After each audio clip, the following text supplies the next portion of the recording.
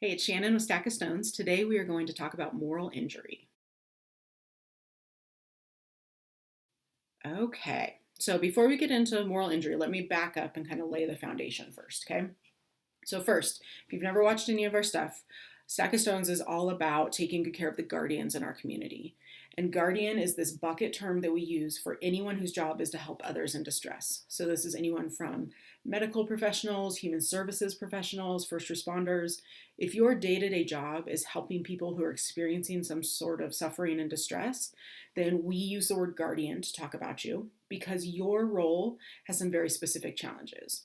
And those challenges are often the same, even if the role is really different, right? So, a nurse and a social worker and a firefighter, all those jobs are different in the day to day, but because they are serving others in distress, they have some shared challenges. Moral injury is one of those shared challenges. Moral injury isn't just something that is experienced by guardians, but is something that is much higher, much more prevalent within guardian roles. It also kind of intertwines with a lot of the other topics we've talked about, things like compassion fatigue, secondary trauma, grief and loss. What I want you to remember is that moral injury is not going to be the one thing you're dealing with. If you're feeling really burnt out, exhausted, maybe anxious or depressed, you're struggling with your job, you can't just say, that's it, it's moral injury, that's what I've got. Okay, one of the things I want to make sure I always remind you of is that's not really the way we want to go about this. Instead, I'm teaching you about these different concepts just so you know, one, it's not just you, right? This is an experience shared by so many people that it has official research and official names and stuff like that. Additionally, I'm just seeking to give you words for your experiences so that when you're trying to assess what's going on and what you're feeling, you have more words for some of these things that can be really foggy. Okay? So the reason I go into that is I want to remind you that if you haven't watched the other trainings on things like grief and loss or compassion fatigue or secondary trauma, please go do so, okay? So that you have a more complete idea of what may be going on in your particular life, okay? With that being said, let's talk about moral injury. And first, I'm going to give you a definition from the almighty Wikipedia, because this is the one I liked the most. Moral injury refers to an injury to an individual's moral conscience and values resulting from an act of perceived moral transgression, which produces profound emotional guilt and shame, and in some cases also a sense of betrayal, anger, and profound moral disorientation. Okay? Something happens, goes against our beliefs and morals, jacks us up, to be very clinical about it. Okay? And this isn't always something you do that is bad. The reason I bring this up within the guardian context is there are things that will happen within the course of your career where there's not black and white. There's a lot of gray. And it is within that gray that you may feel this sense of turmoil or struggle or moral disorientation. I really like that word. So, a lot of the research around moral injury comes from combat veterans, which makes a lot of sense. And so, first, I'm going to use that as an example to help you understand more about what I mean by moral injury. And so, it's pretty basic and understandable, right? So, if you're a soldier in a combat zone, there are things that may happen in the course of your work of doing your job well, being a good soldier, that are not the kind of things you would do at a normal day in your normal neighborhood, right? The work you do in a combat zone may be very different than the work you do in a non-combat zone. And when you leave, when your tour is over and you come back home, a lot of times that difference, that gap, can leave us with a lot of struggle. So, specifically within combat veterans, the discussions about moral injury often are really connected with the discussions about PTSD.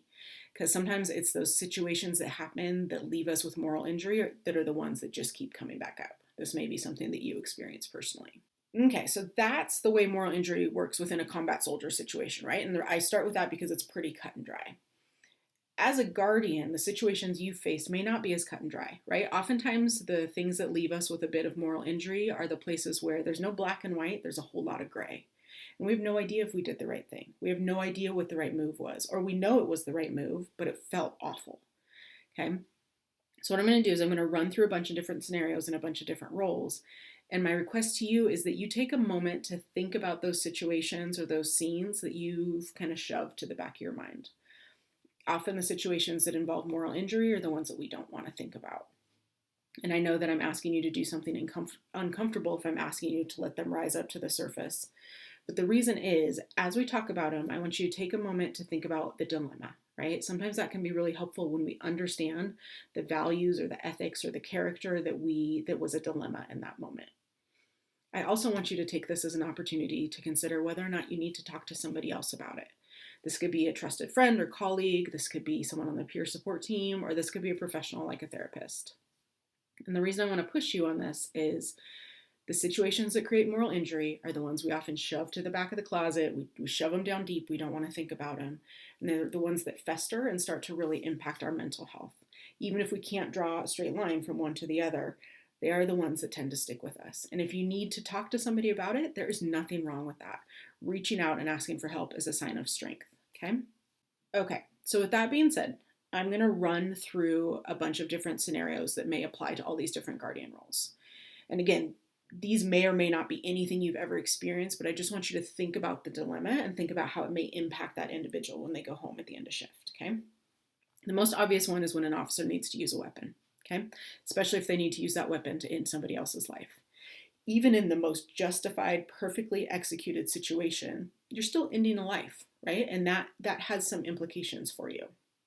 Even more so if there's some doubt, right? Maybe you're not sure that lethal use of force was the right move, or maybe there's a lot of scrutiny or media attention, right?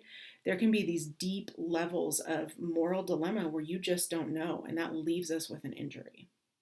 Sometimes this situation isn't nearly that big, right? Maybe it's something like arresting somebody in front of their children. So you respond to a domestic situation, one of the parents starts to get really rowdy, maybe gets threatening towards you, and you need to restrain them in front of their kids. You're doing your job well, and it comes with some potential damage to those children, and it leaves you with this sense of dilemma or this sense of injury, okay? In that, there's no way to say it's not like you made a mistake. It's just that carrying out the duties of your role can be really hard and mixed and gray.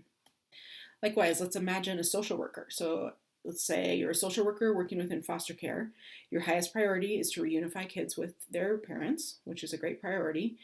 But maybe you have a family where you've met all the criteria. According to protocol, these kids should be returned home to this family, and your gut is telling you they're not safe. But you can't go based on gut. You have to go based on criteria and protocol. And so you return these children to a home that doesn't feel safe.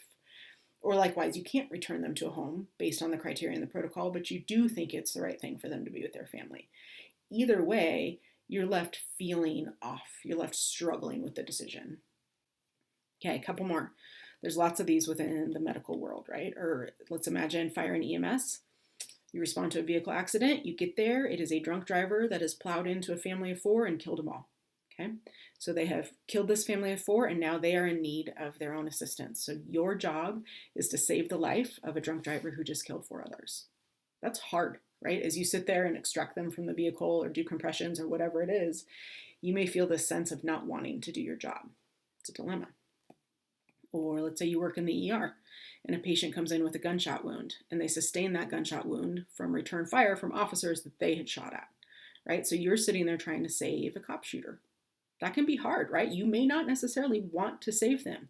Your job, your main priority is to save lives regardless of who that is, but it comes with dilemma. Even more so, gunshot wounds tend to need a lot of blood transfusions. So what if you're pouring blood into an injury, trying to save the life of someone that you don't want to, knowing you're taking those blood donations away from maybe somebody who is more deserving, right? It's hard, it's messy.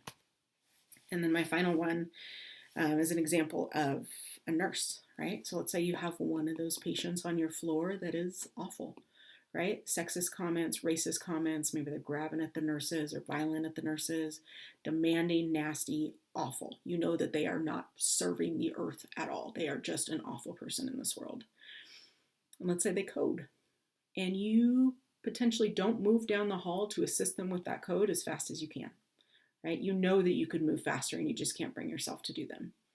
And then you go home at night and you know you could have moved faster, maybe you didn't save them, and you feel a sense of guilt or shame about that, right? On one hand, I can't blame you. On the other hand, you have to do your job. There's no great answer in some of these situations. And the outcome of that is called moral injury, okay? I'm sure you can think of a million different examples. I know that was a lot. I was just trying to give you a bunch of different angles to look at. Again, if you're struggling with this sense of shame or moral injury, reach out, talk to someone, talk to a professional. If you need to reach out to me for some help with finding resources, please do so. Again, I'm Shannon with Stack of Stones, and I am so grateful for the work that you do every day, even though sometimes it is these situations that really take us to dark spots. Thanks.